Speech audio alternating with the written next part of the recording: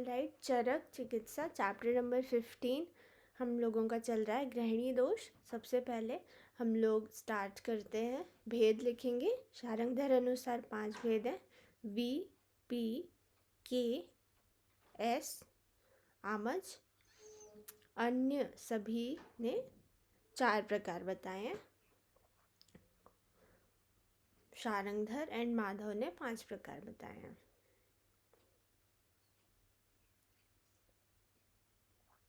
ठीक है,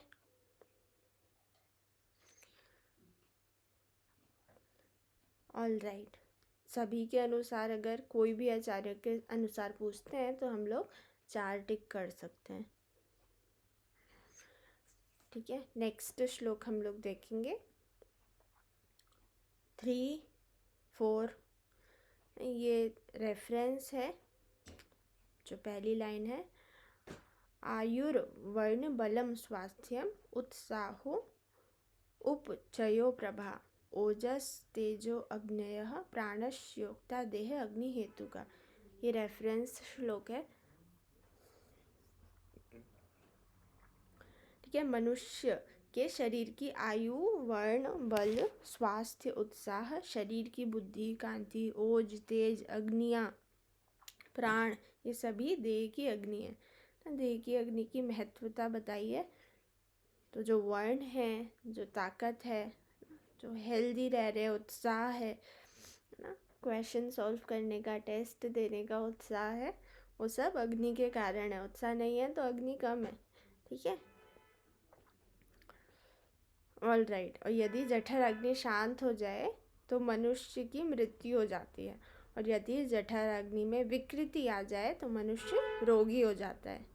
ठीक है, इसलिए आयु, वर्ण, बल आदि का मूल है ना। अग्नि, आयु, वर्ण और बल से हाईलाइट कर लेंगे। आयु, वर्ण और बल का मूल क्या है? अग्नि। ठीक है,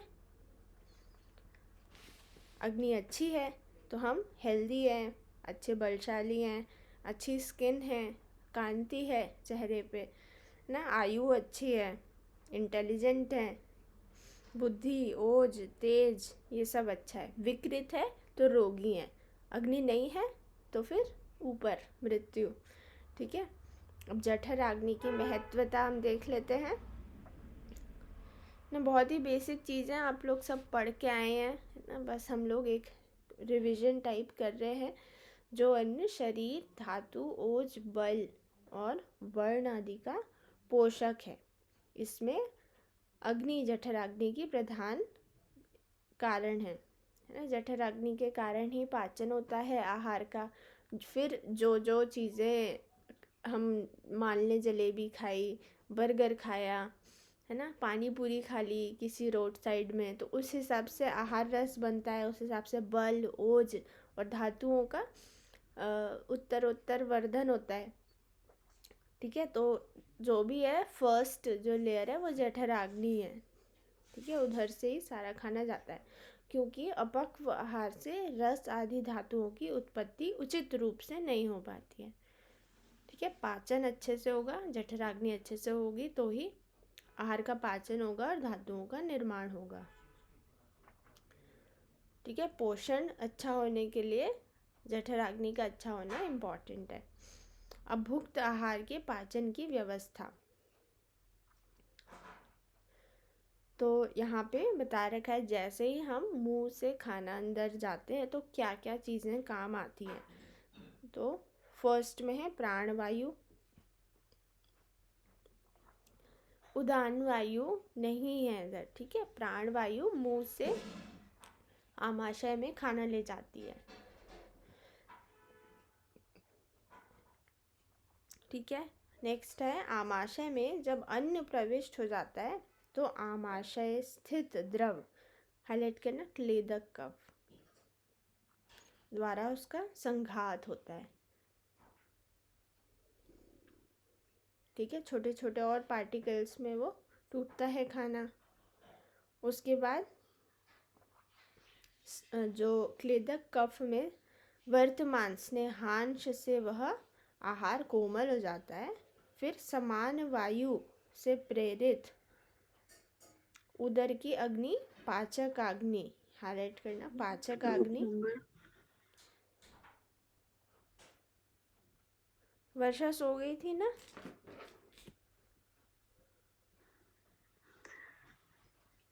है ना? मैं पूछ रही थी अभी क्वेश्चन, आंसर नहीं कर रही थी। कैमरा ऑन करके बैठना है सभी को, और थोड़ा टाइम से सोना है, ठीक है? टाइम से सोएंगे तो हो जाएगी हैबिट जल्दी उठने की। ठीक है। वर्षा सो गई थी ना, सही बताना। मैम एक्चुअली मैं बाहर चली गई थी रूम से, इम्पोर्टेंट तो बुला रही थी कोई। अच्छा अच्छा, चलो ठीक है। 8 6 7 8 बता रही हूँ मैं, ठीक है? सबसे पहले आहार अंदर गया प्राणवायु से, फिर आमाशय में क्लेदक कफ से वो छिन्न भिन्न हुआ, ठीक है, कोमल हुआ, सॉफ्ट हुआ, फिर समान वायु से प्रेरित होकर पाचक अग्नि काम करी, और उधर फर्दर डाइजेशन हुआ, ठीक है? तो उससे क्या हुआ, उस अन्न को आयु आदि की वृद्धि के लिए उचित रूप में पकाती है। कौन? पाचक अग्नि, ठीक है?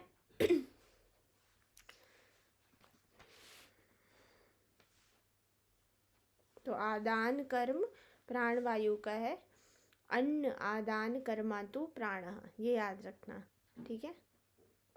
सुश्रुत में भी हम यही पढ़ते हैं, ठीक है? उधर भी उदाहरण नहीं आया है। अन्न का पाचन, और मुख में जो वायु रहती है वो प्राणवायु रहती है, ठीक है? अन्न का विशेष पाचन देखेंगे। अब यहाँ पे 3 अवस्थाएं आ गई हैं यहीं से, तो बेसिक ही पढ़ा, ठीक है? ये चीज़ें ये याद रखना है। 3 अवस्था पाक है, और आप लोगों ने श्लोक याद किया था, हमने तो याद किया था ये तीनों श्लोक। अन्नस्य भुक्त मात्रस्य षड रस प्रपाकता मधुराघात कफोभावात फेन भूतुदीर्यते, ये तीनों श्लोक याद किए थे?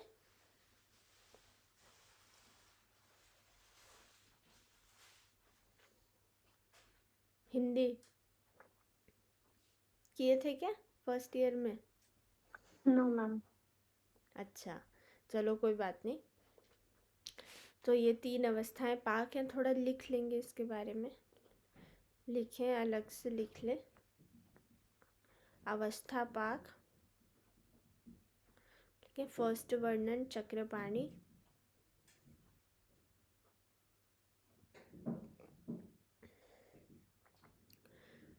तीन चीज़ें हैं। मधुर, अलग अलग लाइन में लिखेंगे। मधुर डैश करके लिखेंगे, कफ दोष उत्पत्ति, फिर डैश करके आमाशय। सेकेंड लाइन में लिखेंगे अम्ल डैश करके पित्त दोष उत्पत्ति,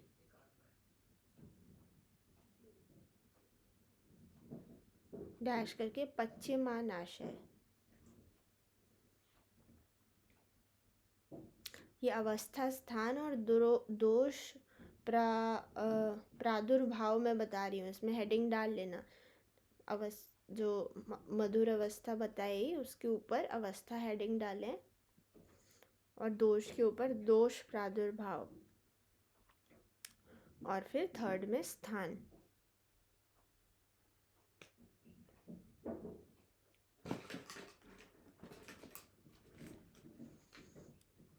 पश्चिमान में ऑब्लिक करके ग्रहणी भी लिख देंगे।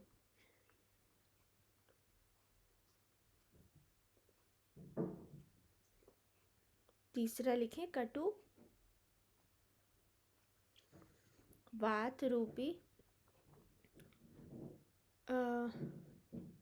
कटु अवस्था पाक, इसको हम पक्व अवस्था भी कह सकते हैं।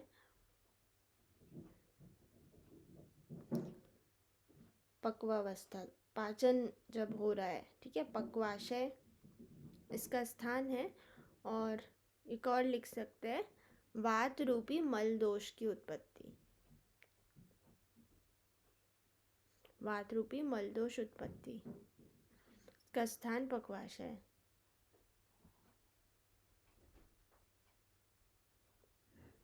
मैम ये नेक्स्ट पॉइंट है। हाँ, कटु अवस्था पाक में बता रही हूँ मैं। मधुर अम्ल कटु है ना। कटु अवस्था को पक्वावस्था भी कह सकते हैं। स्थान इसका पक्वाशय है। और वात रूपी मल दोष, ठीक है। इसमें परिपिंडित वात होती है। अभी मैं श्लोक में बताती हूँ। लिख लिया सभी ने? Yes ma'am. ठीक है, चलो देखते हैं। श्लोक में देखिए, अन्नस्य भुक्त मात्रस्य षड्रस्य प्रपाकता मधुराघात कफो भावात फेन भूत उदीर्यते। ठीक है, तो कफ की उत्पत्ति फेन के रूप में होती है इसमें एंड में। ये एक इम्पॉर्टेंट चीज़ है। ठीक है, कफ की उत्पत्ति फेन भूत को सर्कल कर लेंगे। फेन भूत यूजुअली किसका होता है? वात का होता है ना। गलत होती हैं यहाँ चीज़ें, याद रखना है। कटु अवस्था पाक में हम लिख सकते हैं फेन भूत, है ना, टिक कर सकते हैं, तो ये याद रखेंगे। कफ की उत्पत्ति फेन भूत में होती है। ठीक है, नेक्स्ट देखें। परंतु पच्यमानस्य विदग्धस्य अम्ल भावतः आशयाच्च अवस्थानस्य पित्त अच्छ उदीर्यते। तो यहाँ पे अच्छ पित्त की उत्पत्ति हो रही है। पित्त के अच्छ गुण की उत्पत्ति हो रही है। अच्छ को सर्कल कर लेंगे। पित्तम अच्छ उदीर्यते। ठीक है, जहाँ दोष का प्रादुर्भाव लिखा था उधर ब्रैकेट में अच्छ भी लिख सकते हैं, और कफ के ब्रैकेट में फेन भूत भी लिख सकते हैं। ठीक है, तृतीय अवस्था में देखें। पक्वाशयम तु प्राप्तस्य शोष्यमाणस्य वही नाम परिपिंडित पक्वस्य वायु स्यात् कटुभावात्। परिपिंडित फॉर्म में वायु रहती है।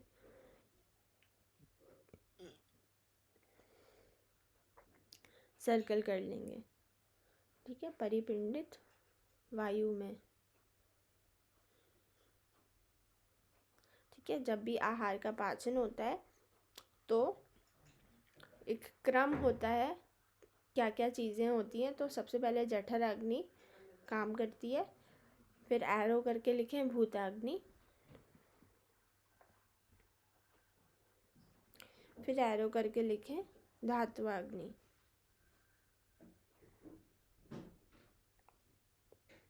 ये श्लोक नंबर 13 और 14 में लिखा हुआ है। ठीक है, जठराग्नि, भूताग्नि, धात्वाग्नि काम करती है। ठीक है, अब हम देखते हैं नेक्स्ट,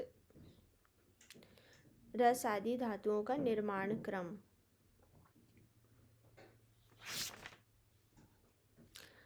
दो भाग बनते हैं, प्रसाद भाग और किट्ट भाग। बताने की तो ज़रूरत है नहीं, शायद पता ही है ये सभी को। ठीक है, आहार का पाचन होता है, प्रसाद भाग किट्ट भाग बनते हैं। जो प्रसाद भाग होता है वो उत्तर धातु निर्माण करता है। जो किट्ट भाग होता है वो मल बनाता है। ठीक है, मल भी इम्पॉर्टेंट है। कौन कौन से मल हैं अभी पढ़ते हैं हम। देखें नेक्स्ट श्लोक। यहाँ पे उपधातु बताई गई हैं। तो ये फर्स्ट वाला श्लोक तो सभी को याद है? याद है कि नहीं आयुष? नहीं मैम, याद तो नहीं है। क्रम याद है? हिंदी पता है ना इसकी? याद नहीं किए थे? तो बहुत धातुओं का बेसिक श्लोक है। मैम कौन सा श्लोक? रसात रक्तम ततो मांसम मांसांड याद किए थे। मेदस ततो अस्थि च अस्त्यनो मज्जा तथा शुक्रम शुक्राद गर्भम प्रसादता। ठीक है, तो ये तो कुछ एक्सप्लेन करने की ज़रूरत है नहीं, धातु में है। अब उपधातु देखें। रसात स्तन्य ततो रक्तम। तो इसकी टेबल बनाना चाहें बना लें, अलग से लिख लें। रस में डैश करके अलग से टेबल लिखे, मैं और भी चीज़ें उसमें ऐड करवाऊँगी। पेज में लिखना है अलग से, पेज में, ठीक है। हेडिंग डालना है धातु, फिर हेडिंग डालना है नेक्स्ट उपधातु। पहली उपधातु की चरक की हेडिंग रहेगी, दूसरी हेडिंग शारंगधर की रहेगी, और चौथी हेडिंग में मल लिखेंगे। नेक्स्ट श्लोक में मल आया है तो एक ही टेबल में सारी चीज़ें हो जाएंगी।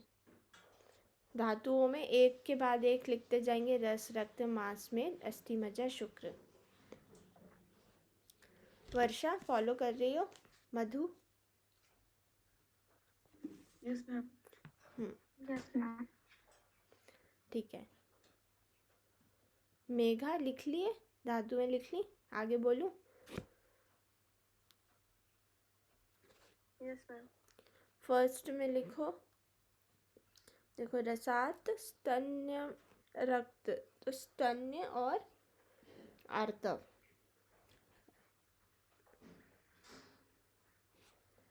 रक्त से हमें आर्तव लेना है, ओके। फिर असृक, असृक मतलब रक्त धातु, उसका है कंडरा सिरा, ठीक है। श्लोक में भी देखते जाएंगे। फर्स्ट हाफ में रस और रक्त है। फिर मांसाद वसा त्वचा षट, मांस की है वसा, षट त्वचा, है ना। ऐसे सर्कल सर्कल बना लो तो इजी रहेगा पढ़ने में। फिर मेदसह स्नायु संभवः, स्नायु है मेद की, ठीक है।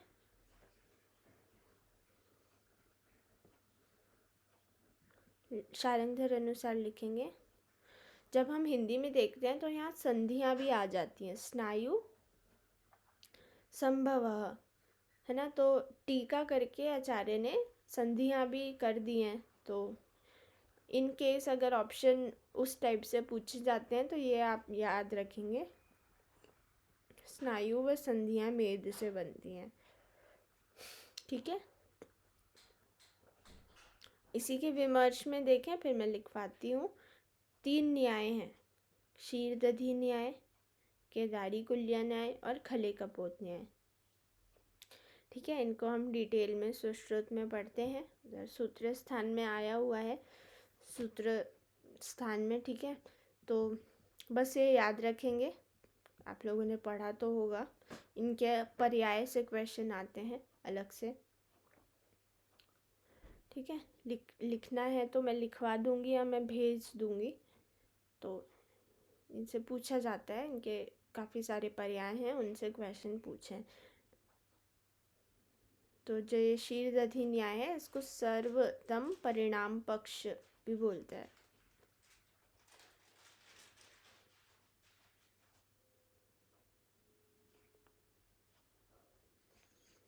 ठीक है। या फिर क्रम परिणाम पाक भी बोला जाता है। इसमें ही आगे लिखा हुआ है सर्वात्म परिणाम पाक, ठीक है। आगे पढ़ लेना है, छोटा सा ही श्लोक है, थोड़ा ही लिखा हुआ है, इजी है, इजी चीज़ है, इसको पढ़ लेना, ठीक है, विमर्श को पूरा। शारंगधर अनुसार उपधातु लिखेंगे, रस में स्तन्य, रक्त में रज ऑब्लिक आर्तव, मांस में मांस स्नेह, मेद में प्रस्वेद, अस्थि में दंत, मज्जा में केश रोम, शुक्र में ओज,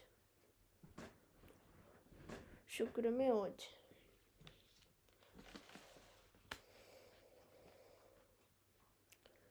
मल लिखेंगे चरक अनुसार। मैम ये सारांतर कौन सा था मैम? मैम 21 आचार्य के अकॉर्डिंग बताइए अभी आप। नहीं, चरक का तो पहले ही लिखवा दिया था। एक इनका है, मतलब किस आचार्य के अकॉर्डिंग है? ये शारंगधर का है,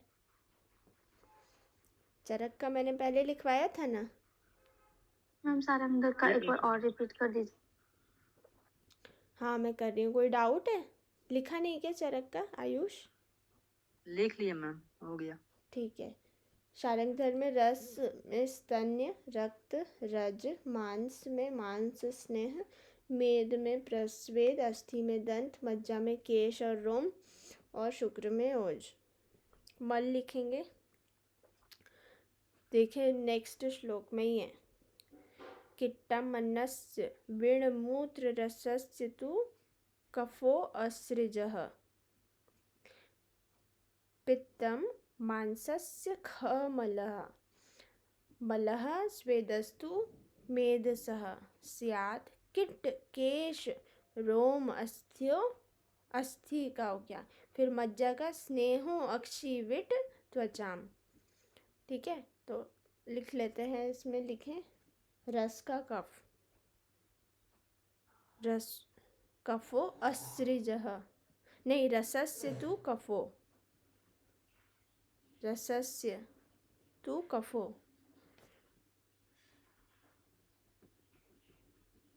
फिर पित्त असृजः पित्तम, तो रक्त का पित्त।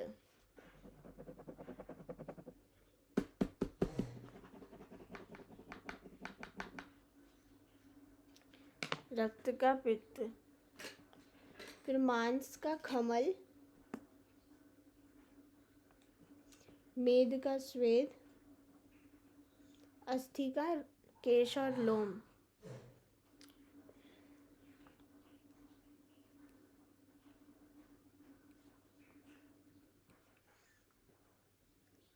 देख लो, मांसस्य खमलः, फिर मलः स्वेदस्तु मेदसः, फिर है केश लोम अस्त्यनो, फिर मज्जा का है स्नेहो अक्षि विट त्वचम, तो स्नेह अक्षि विट त्वचम यही लिखेंगे मज्जा में। शुक्र का कोई मल नहीं है।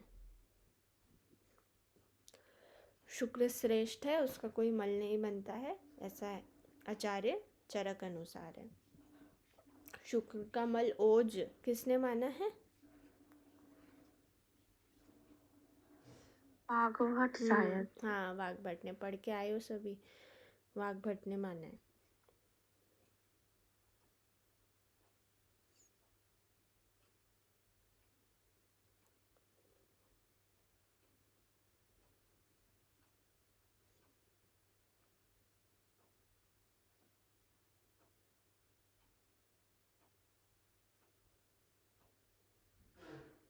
अब हम देखें, इसको हम याद करने का तरीका मैं बताऊं तो इसमें SAM लिख देंगे, स्तन्य आर्तव से हम A लिखेंगे। शारंगधर का उपधातु याद करने का SAM। और इसका थोड़ा ट्रिकी तरीका याद करने का। शारंगधर बोलते हैं कि जो उपधातु है, कि उपधातुओं को पूरा अधिकार नहीं मिला है ना, जो धातुओं को इज्जत सम्मान मिली वो उपधातुओं को नहीं मिली। तो चरक बोलते हैं कि ठीक है, तुम्हें कुछ पैसे देने होंगे, फिर तुम्हें भी उतना सम्मान मिलेगा। ठीक है, तो इस टाइप से हम याद करेंगे। SAM से हम सम याद करेंगे, सम। और प्र से P और D है ना, प्रस्वेद और दंत, इससे हम PD से पेड़ याद करेंगे, सम पेड़। और केश से कैश याद करेंगे, सम पेड कैश। थोड़े पैसे दो फिर तुम्हें भी उतना सम्मान मिलेगा। कहीं जाते हैं तो कई लोग अवार्ड वगैरह लेते हैं तो पैसे देकर लिया जाते हैं, सम पेड कैश। ठीक है, और भी SAM PDC ऐसे भी याद कर सकते हैं, अन्य अन्य तरीके हैं। ठीक है, किसी का नाम भी रख सकते हैं, SAM PDC। ठीक है, अब देखेंगे नेक्स्ट श्लोक, आहार पाक अवस्था तथा पोषक चक्र। तो यहाँ पे आचार्य ने 6 दिन में बोल रखा है कि 6 दिन में रस से शुक्र बन जाता है। ठीक है, आचार्य सुश्रुत ने वहाँ पे 1 महीने का समय दिया हुआ है। तो ये याद रखना है कि रस से शुक्र 6 दिन में बनता है, 1 दिन हॉलीडे ना। चरक की ओपीडी 6 दिन चलती है, संडे को छुट्टी रहती है ना, डेली चलाते हैं। और आचार्य सुश्रुत जो है वो अगर कोई पेशेंट आया कि ये नी ट्रांसप्लांट है तो क्या बोलते हैं, 1 महीने बाद आना है ना, तुरंत नहीं होता ऑपरेशन। बड़े सर्जरी वगैरह होती है वो 1 महीने बाद आना, ठीक है। तो इस टाइप से ऐसे याद करेंगे। अब भाई कोई ओपीडी में डेली बैठेगा तो 1 दिन की छुट्टी तो बनती है ना। तो 6 दिन रखते हैं। सुश्रुत में हम लोग 1890 कला पढ़ते हैं ना, तो वो टोटल उसका करें तो 1 महीना ही होता है, ठीक है। आफ्टर 1 मंथ 7 दिन रात लगता है चरक के अकॉर्डिंग, 1 दिन संडे। नेक्स्ट देखेंगे आत्रेय पुनर्वसु के उत्तर। सेकेंड 28 श्लोक हाईलाइट कर लेंगे।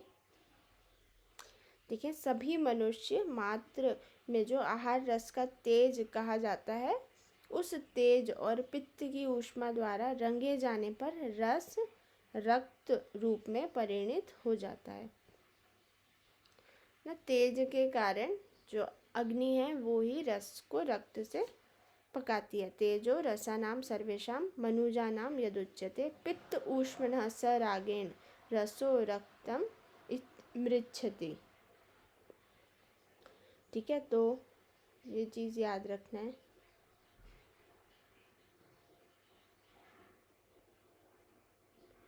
रस का रंजन बताया हुआ है।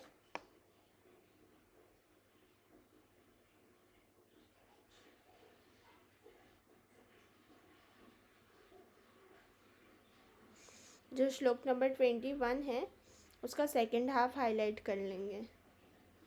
संत्या भोज्य धातु नाम परिवृत्ति चक्रवत। चक्रवत है ना, चक्रवत मतलब निरंतर चलता रहता है। ऐसे नहीं आज हुआ कल नहीं हुआ, खाना नहीं खाया तो नहीं होगा पाचन, ठीक है। चक्रवत चलता रहता है,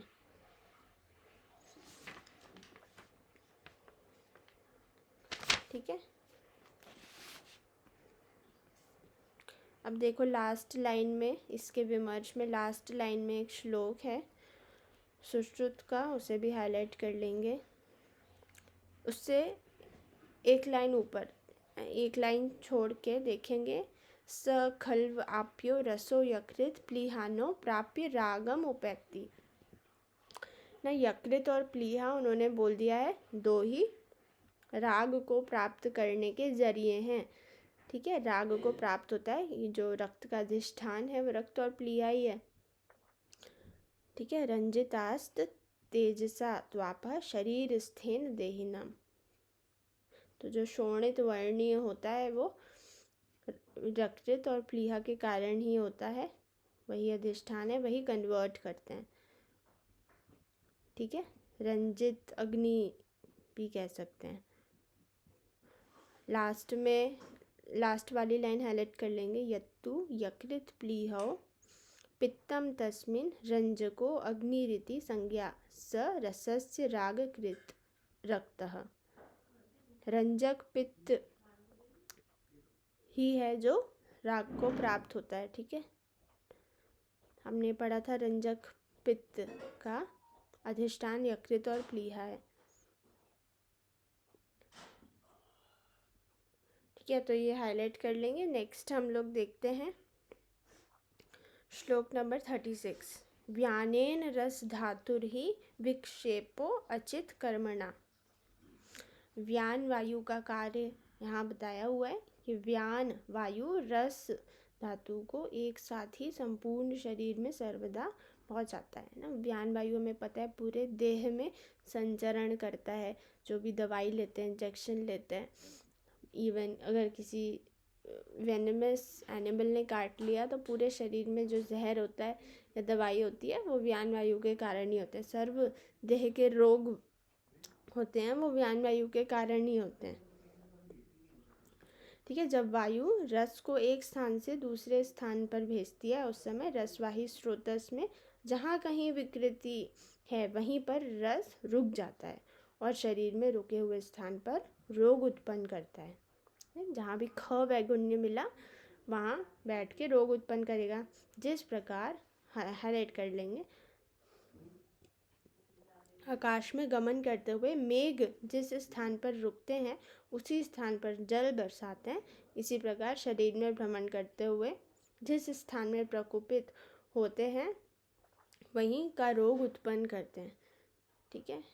लास्ट लाइन देखें विमर्श की, कुपिता नाम ही दोषा नाम शरीरे परिधावतः। सुश्रुत सूत्र 24 का ये श्लोक है। यत्र संगः स्व खे वैगुण्यात् व्याधिस्तत्र उपजायते। ये पढ़ा है श्लोक, सुना हुआ है फर्स्ट ईयर में? यस मैम, सुना है ना, बड़ा फेमस श्लोक है ये। पाचक अग्नि का महत्व देखेंगे यहाँ पे। कुल 13 चीज़ें बताई गई हैं, लिख लेंगे क्या क्या है। 5 भूत, 7 धातु और 1 पाचक।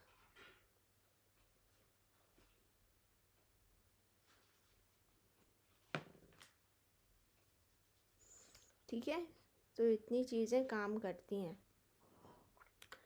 शरीर में रहने वाली सभी 13 प्रकार की अग्नियों में प्रधान पाचक अग्नि मानी है, श्रेष्ठ पाचक अग्नि है। पाचक अग्नि ही शेष 12 प्रकार की अग्नियों का मूल है।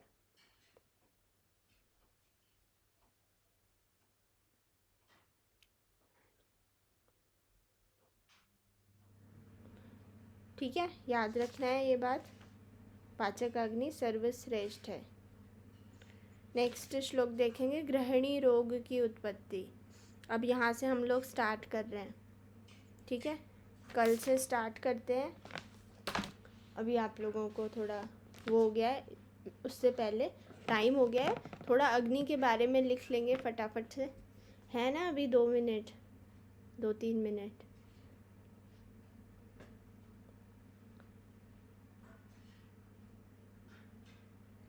है ना अभी टाइम 5 मिनट। बोल दीजिए मैम जल्दी से। ठीक है, लिखो, जल्दी लिखो। सुश्रुत अनुसार 5, चरक अनुसार 13, चरक और चक्रपाणी। वाग्भट अनुसार 23। अग्नि से पूछा जाता है क्वेश्चन, ठीक है, एक ना एक। अग्नि इम्पोर्टेंट है। और त्रिविध अग्नि भी बताइए गर्भोपनिषद ने। मैम चरक के बाद किनका बताएं? चरक और चक्रपाणी अनुसार 13। तो ये तो मैंने लिखवा ही दिया। 7 भूताग्नि, 7 धात्वाग्नि, 5 भूताग्नि और 1 पाचकाग्नि। सुश्रुत अनुसार 5 उन्होंने ऐसे बोला है कि पित्त को ही अग्नि की संज्ञा दे दी है। उन्होंने बोला पित्त के अलावा अग्नि होती ही नहीं है, अग्नि है ही नहीं, जो है पित्त ही है। तो उन्होंने पित्त के भेदों को ही बोल दिया, पाचकाग्नि, रंजकाग्नि, साधकाग्नि, आलोचकाग्नि और भ्राजकाग्नि। वाग्भट अनुसार 23 हैं, लिखेंगे। तो उन्होंने संग्रह किया है, अष्टांग संग्रह ने संग्रह किया है, इसलिए इतनी ज़्यादा अग्नि बता दी 23। तो 7 धात्वाग्नि, 5 भूताग्नि, 5 पित्त ब्रैकेट में जठराग्नि, 3 दोषाग्नि, 3 मलाग्नि।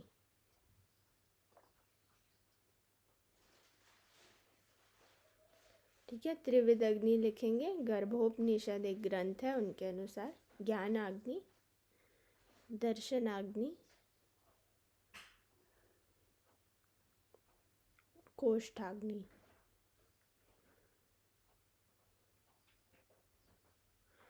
इसको हम ऐसे याद कर सकते हैं, दर्शन का ज्ञान, दर्शन से दर्शनाग्नि, का से कोष्ठाग्नि और ज्ञान से ज्ञानाग्नि। ठीक है। अब चतुर्विध अग्नि भी होती हैं, आप लोगों को पता होगा, मंदाग्नि, तीक्ष्णाग्नि, समाग्नि, विषमाग्नि, वात पित्त कफ के अकॉर्डिंग, है ना। तो वो मैं अगली बार लिखवा दूंगी, या फिर लिख लें, लिखेंगे।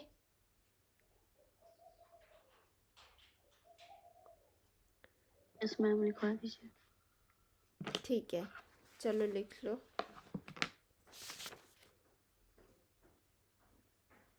हम पढ़ेंगे वैसे इसमें श्लोक नंबर 50 और 51 में,